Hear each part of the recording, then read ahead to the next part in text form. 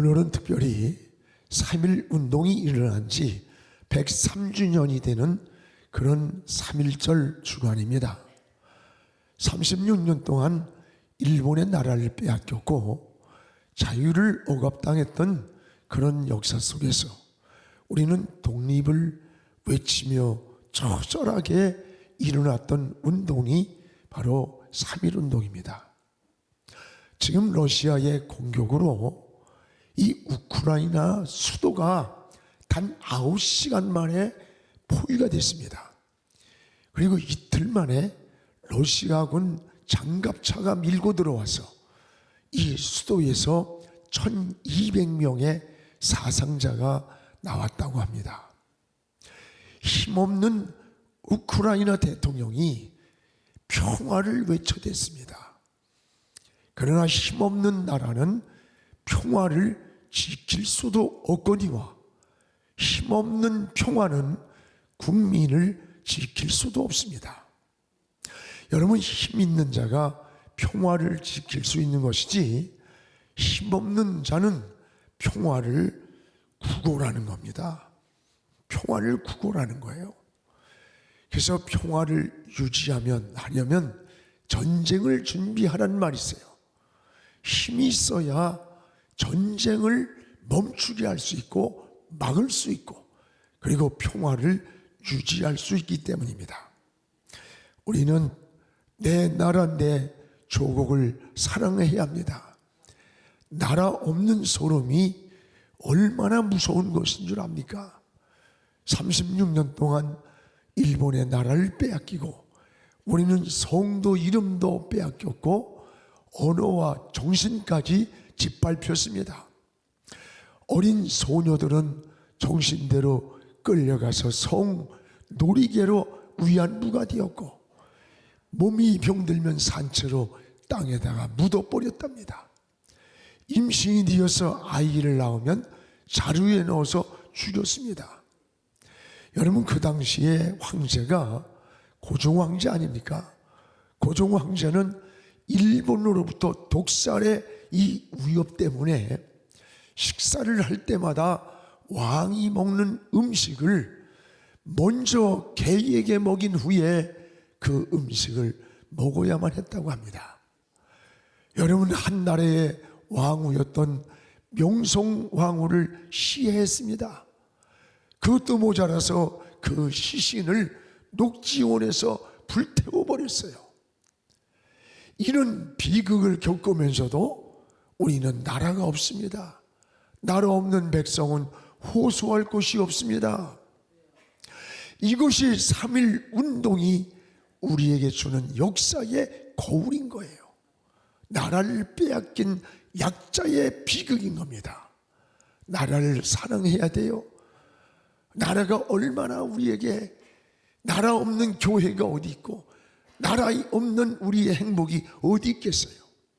나라는 적어도 외교, 안보, 경제가 국가의 핵심 가치가 되는 겁니다. 이것이 무너지면 국가의 기본 질서의 본질이 무너지는 거예요. 그래서 국력이 있어야 평화를 유지하는 겁니다. 평화의 기반 위에 경제가 일어나는 거예요. 경제가 어쩌고 하지만 국력이 약하면 경제도 약해지는 거예요. 특히 우리는 북한의 핵으로부터 지금 볼모가 되어가고 있습니다. 여러분, 올해만도 미사일을 북한에서 11번을 쐈어요. 한 번 쏠 때마다 북한 주민의 6개월 식량이랍니다. 그러면서 주민들을 굶기고 있는 거예요. 북한은 핵무장에만 목숨을 걸고 있습니다. 이 핵의 위협 앞에는 우리가 아무리 최신 무기를 가지고 있어도 그 국력이 제로가 된답니다. 제로. 아무 힘을 발휘할 수가 없어요. 해외를 가서도 국내에서도 여러분, 이 비핵화를 전제하지 않는 종전선언은 굉장히 위험한 것입니다. 지금은 휴전협정이에요. 전쟁이 끝난 게 아니라 휴전이 됐어. 그래서 38선의 휴전선이라고 그래요. 그렇기 때문에 유엔이 들어와 있고 또 미군이 우리 한국에 주둔을 하고 있습니다. 그런데 종전선언이 먼저 선포되고 나면 가장 먼저 미군 철수가 나오는 거예요. 유엔군이 해체하라는 거야. 왜? 전쟁이 종전되었으니 너희들은 떠나라는 겁니다. 무서운 겁니다. 지금 우리 힘으로 북한의 핵을 막을 수 있습니까? 그렇다고 중국이 우리를 지켜주겠습니까? 러시아가 우리를 지키겠습니까? 일본이 지켜주겠습니까? 어림없는 소리 말아요. 우리가 우리 힘으로 핵을 막을 수도 없어요. 확실한 동맹이 중요한 거예요. 거부할 수 없는 현실입니다. 오늘 국민이 정신을 바짝 차려야 할 때입니다. 여러분, 민주주의의 꽃이 뭔 줄 알아요? 선거입니다.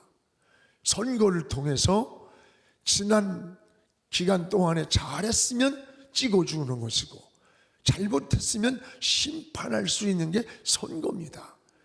그래서 민주주의의 꽃이 선거예요. 선거에 여러분 한 표는 국군 나라의 운명을 갈라놓을 수 있는 것입니다. 오늘 위기에서 가장 중요한 게 뭘까? 지도자에게 국가관입니다. 지도자의 국가관이 중요하고 미래 비전이 분명해야 하는 거예요. 이제 우리는 며칠 남지 않은 대선을 놓고 우리 민족의 미래가 어떻게 나갈 것인가, 이 지도자의 선택에 의해 결정이 되게 됩니다. 또 하나, 지도자는 정직해야 됩니다. 정직한 지도자를 국민은 요구합니다. 아무리 뛰어난 재능이 있고 언변이 있고 수단이 있고 해도 진실하지 않으면 그 사람을 신뢰할 수가 없어요. 목사가 아무리 천사 같은 설교를 하고 능력 있다고 떠들어대도 목사의 인격이 파탄나고 정직하지 못하고 위선적인 그 목사의 설교를 누가 듣겠습니까? 누가 따르고 누가 신뢰하겠어요? 똑같은 거예요. 지도자의 언행에 신뢰가 없다면 믿고 따르지 않습니다. 지금 5년 내내 탈원전으로 이 원전이 생태계가 파괴됐어요. 여러분, 대학마다 그 최고의 인재들이 모이던 원전학과가 폐쇄가 됩니다. 학생이 안 와서. 여러분, 최고의 원전 기술을 가진 우리나라의 기술자들이 다 해외로 떠나버렸어요. 30년, 50년 후에 천조의 꿈을 가질 수 있는 게 원자력이네요. 원전 기술이랍니다, 우리나라가. 그걸 탈원전한다고 다 파괴시켜놨는데 또 갑자기 며칠 있다가 원전 60년을 갖다가 뭐 회복하라고 하는, 이게 뭔지 모르겠어요, 나는. 오늘 여러분, 정직한 지도자를 국민은 신뢰합니다. 사회나 어떤 조직 공동체든지 거짓되고 교활한 자는 잠시 눈을 속일 수는 있어요. 그러나 좋은 지도자는 될 수 없는 겁니다. 나라도 마찬가지예요. 국민이 믿고 따를 수 있는 정직한 지도자를 백성들은 갈망하고 있는 겁니다. 여러분, 잠언 11장 1절에 속이는 저울은 여호와께서 미워한다. 하나님은 공정한 추는 하나님이 기뻐하신다는 거예요. 여러분이 사업을 하든 뭘 하든 속이는 저울추가 되면 사람을 속이는데 하나님이 미워하고 있다는 거예요. 거짓된 거, 정직하지 못한 건 사업을 하든 장사를 하든 하나님이 기뻐하지 않는 거예요. 우린 사업을 해도 여러분 뭘 해도 정직하게 하려고 노력을 해야 돼요. 여호사밧 왕을 왜 축복했어요? 허물이 많고 실수가 많아요. 그런데 하나님은 여호사밧의 정직함을 보시고 하나님이 그 왕을 축복했던 겁니다. 사무엘상 16장 7절도 마찬가지입니다. 중심을 보신 하나님께서 다윗을 이스라엘의 2대 왕으로 세우셨어요.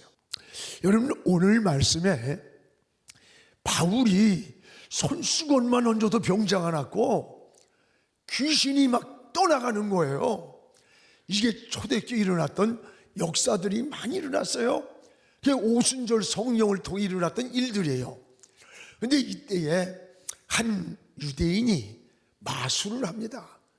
근데 이 마술을 하면서 가만히 보니까 야, 이게 뭐 예수의 이름을 부르면 바울이 막 귀신이 떠나가고 기적이 일어나는 거예요. 이 능력을 보고 자기도 시험을 해봤어요. 예수의 이름을 부르면서 악귀 들린 사람한테 귀신아 나가라! 그러면 탁 나가는데 이 악귀 들린 자가 빤히 쳐다보더니 야, 내가 예수도 알아.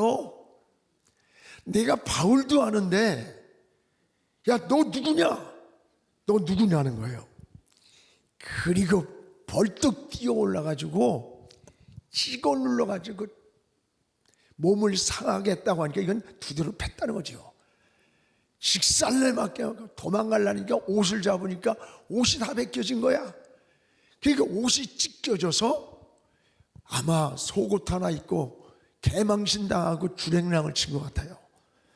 오늘 여러분 이게 우리에게 주는 오늘 이 말씀 속에서 중요한 것을 깨닫습니다. 귀신도 예수를 알고 바울을 알았다는 데 있어요. 귀신도 예수를 알았다. 귀신도 바울을 알아봤다는 거예요. 오늘 여기 13절에 보면 예수의 이름을 시험한 마술사의 모습이 나와요. 우리 13절을 한번 같이 읽어보겠습니다. 이에 돌아다니며 마술하는 어떤 유대인들이 시험 삼아 악귀 들린 자들에게 주 예수의 이름을 불러 말하되 내가 바울이 전파하는 예수를 의지하여 너희에게 명하노라. 귀신 들린 자는 특징이 뭔지 알아? 그 안에 악령 사탄이 그 마음을 지배하는 자예요. 귀신은 영물입니다. 이 마술사의 거짓된 것을 알고 있는 거예요. 귀신이 오히려 막 덤벼들면서 하는 말이 귀신 들린 자가 야, 내가 바울도 알고 예수도 아는데 넌 누구야? 찍어 누르면서 옷을 벗기면서 매일 때리고 막 옷이 찢겨져 가지고 도망을 치는 겁니다. 오늘 여러분 마술사는 예수의 이름을 똑같이 불렀습니다. 그런데 왜 귀신이 덤벼들었을까? 이 마술사 속에는 믿음이 없는 거예요. 믿음으로 부른 게 아니에요. 마술사는 바울이 손수건만 얹어도 병든 자가 낫는 걸 보고 예수의 이름을 시험해 보았다 그랬어요. 믿음으로 부른 게 아니에요. 예수의 이름을 빙자해서 시험 삼아 귀신 들린 자에게 바울이 하는 것을 모방을 한 거예요. 그런데 귀신은 영물이에요. 영물인 귀신이 이거를 먼저 알고 있었다는 거예요. 여러분 따라요. 거짓된 믿음은 귀신이 먼저 한다. 거짓된 믿음, 이걸 귀신이 먼저 알고 있다는 거예요. 오늘 15절 16절을 우리 같이 읽읍시다. 악귀가 대답하여 이르되 내가 예수도 알고 바울도 알거니와 너희는 누구냐? 악귀 들린 사람이 그들에게 뛰어올라 눌러 이기니 그들이 상하여 벗은 몸으로 그 집에서 도망하니라. 도망 아니라 이게 뭡니까? 내가 예수도 알아, 바울도 아는데 너는 지금 누구야? 넌 누구야? 여러분, 마귀는 영물입니다. 영물. 예수도 알고 바울도 알아요. 예수도 알고 바울도 알아. 마귀는 거짓도 알고 진실도 압니다. 가짜도 알고 진짜도 아는 거예요. 불신앙도 알고 믿음도 알아요. 영물인 마귀는 마술사의 믿음 없는 거짓된 이 모습을 먼저 마귀가 알고 있었다는 거예요. 그렇습니다. 여러분, 인간은 마귀도 속일 수 없습니다. 하물며 어떻게 하나님을 우리가 속일 수가 있겠어요? 인간의 어리석음이 여기 있는 거예요. 스스로 양심을 속이고 인격을 속이고 내 안에 들려오는 내면의 음성을 속이는, 스스로 자신을 속이고 남을 속이고 하나님을 속일 수 있다고 하는 착각, 이게 어리석은 거, 인간의 어리석음이에요. 우리의 신앙도 다시 한번 돌아보세요. 사람을 속이고 하나님을 속이기 전에 우리는 마귀도 속일 수 없는 자라는 것을 알아야 돼요. 그는 우리 그리스도인들은 어떻게 사는 게 바로 사는 겁니까? 따라합시다. 정직하게 믿음으로 살기를 기도하자. 정직하게 믿음으로 살기를 하나님께 기도해야 되는 겁니다. 이 말씀을 저는 준비하면서 마귀도 속일 수 없다면 어떻게 사람을 속이고 하나님을 속일 수 있겠는가? 마귀도 속일 수 없는데. 여러분, 거짓된 기도는 마귀가 됐습니다. 진실한 기도는 하나님이 귀를 기울이시는 거예요. 여러분이 위선과 거짓된 기도를 드리면 마귀가 듣고 있는 거예요. 진실한 믿음의 기도로 하나님께 드릴 때는 하나님이 귀를 기울이시는 거예요. 기도를 해도 진실한 기도를 드려야 합니다. 예배를 드려도 진실하게 드려야 합니다. 여러분, 귀신이 먼저 알고 있습니다. 거짓으로 하는지 형식으로 하는지 귀신이 다 알고 있었다고 하는 거예요. 귀신은 거짓령입니다. 그 속에 진리가 없어요. 그래서 요한복음 8장 44절을 보면 거짓은 여러분 마귀에게서 났다는 거예요. 거짓의 아비가 마귀라는 겁니다. 그 마귀는 처음부터 진리가 그 속에 없다는 거예요. 없는 거. 진리가 없기 때문에 거짓령이에요. 거짓령은 거짓을 너무 잘 알고 있는 거예요. 오늘 사랑하는 여러분, 우리는 어떻게 사는 겁니까? 하나님 앞에 진실하게 살길 기도해야 돼요. 우리가 실수 많아요. 허물도 많습니다. 그러나 하나님 앞에 진실하게 고백하고 진실한 용서를 구한다면 어떤 것도 용서하지 못할 게 없고 사랑받지 못할 게 없어요. 오히려 하나님은 더 큰 은혜를 주시는 것입니다. 여러분, 성경에 다윗을 보세요. 범죄한 다윗이 나단의 책망을 들었어요. 다윗은 하나님을 속이고 사람을 다 속이고 완전 범죄로 숨겼잖아요. 그런데 하나님을 숨길 수 없었어요. 나단의 책망을 들을 때 하나님을 숨길 수 없음을 깨닫고 그때 다윗은 변명하지 않고 밤마당 무릎 꿇고 침상이 젖도록 눈물로 회개를 하는 겁니다. 밤마당 눈물로 회개 기도를 하는 거예요. 여러분, 그 기도가 뭡니까? 시편 51편 10절이에요. 하나님이여, 내 안에 정한 마음을 창조해 주시옵소서. 내 속에 정직한 영을 주옵소서. 전 이 기도가 너무 은혜가 돼. 꼭 암송해 놓으세요. 다윗은 지금 눈이 범죄하고 손발이 범죄하고 육체가 정욕이 범죄한 거야. 이것을 용서해달라는 것이 아니라 지체를 용서해달라는 게 아니라 내 마음을 고쳐달라는 거예요. 내 마음의 거짓된 마음을 정직한 영으로 내 마음을 새롭게 고쳐달라는 거예요. 마음을 고쳐달라는 겁니다. 이게 신앙이에요. 본질이에요. 이런 다윗을 하나님이 버렸습니까? 여러분, 다윗의 씨에서 예수 그리스도가 나신 겁니다. 이 은혜와 축복을 주신 거예요. 오늘 요즘 대통령 선거로 세상이 온통 그냥 요란해. 여러분, 여러 가지 가운데 무엇보다 정직한 지도자, 적어도 국가관이 분명한 지도자, 미래의 비전이 분명하게 국민들에게 줄 수 있는 신뢰된 지도자가 됐으면 좋겠어요.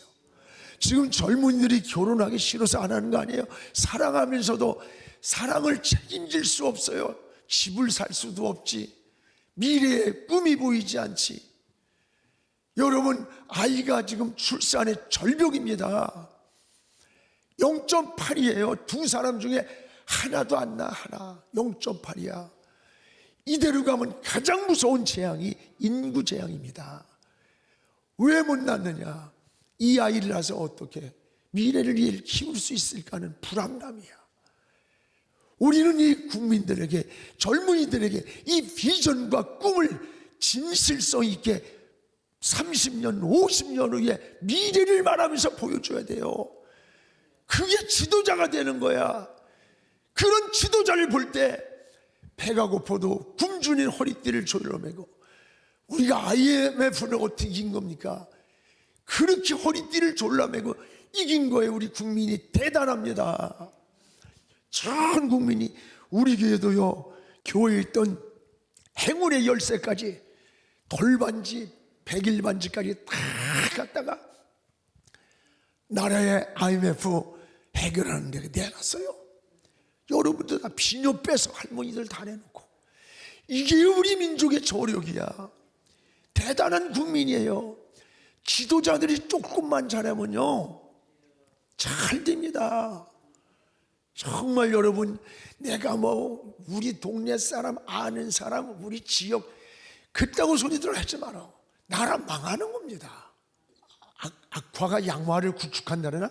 이 악하고 못된 인간들이 선하고 올곧은 사람들을 지배해버리는 거야. 어떤 사회도 그래. 선하고 좋은 사람을 악한 사람 무리들이 그걸 지배를 해버려. 그러니까 그 조직을 망쳐놓는 거예요. 그러니 이 사회가 어려운 겁니다. 문제가 되고. 여러분, 국민들이 올곧은 생각을 가지고 우리가 지나도 다음 세대에, 우리 다음 세대가 잘 사는 민족, 바른 지도자, 희망을 주고 꿈을 주고. 오늘 여러분, 세상 풍조가 나날이 갈려도 나는 내 믿음 지키리라, 나는 내 신앙 지키리라, 이런 믿음을 가지고 우리가 하나님 사랑하고 교회 사랑하고 동성애 문제가 나오면 목숨 걸고 막아야 돼. 하나님이 기뻐하는 일을 해야지. 이런 마음을 가지고 하나님 편에서 걸어가면 하나님이 우리 길을 인도해 주실 것입니다. 하나님 앞에 잘했다, 수고했다, 그런 칭찬이 반드시 우리에게 주어질 줄로 믿습니다. 오늘 우리는 무엇보다도 진실하고 정직하게 살기를 기도해야 돼요. 마귀도 속일 수 없는데 어찌 하나님의 눈을 속일 수 있겠는가? 이런 마음을 우리가 다시 회복했으면 좋겠어요. 저는 오늘 말씀을 묵상하면서, 하나님, 이번 한 주간도 내가 허물 많고 잘못된 건 많은 인생이지만 우리 정직한 믿음으로, 정직한 마음으로 정직하게 하나님 편에서 살게 해달라고, 이런 기도를 또 드릴 수 있는 시간 되기를 주의 이름으로 축원합니다. 사랑하는 여러분, 우린 3.1절입니다. 정말 나라의 구원을 결정하는 대선을 앞두고 정말 하나님이 기뻐하시는, 하나님이 원하시는 좋은 정직하고 책임감 있고 진실하고 백성을 사랑하고 미래의 꿈을 제시할 수 있는 그런 지도자가 뽑히기를 기도하시기 바랍니다. 실수가 많을지라도 정직하게 살기를 기도합시다. 이것이 신앙인의 삶이요 믿음의 삶이요 하나님의 사랑받는 삶임을 깨닫기를 주의 이름으로 축원합니다. 지금은 미디어 선교를 위한 헌금 시간입니다. 이 예배를 통해 삶 가운데 은혜와 회복이 충만하시길 간절히 기도합니다.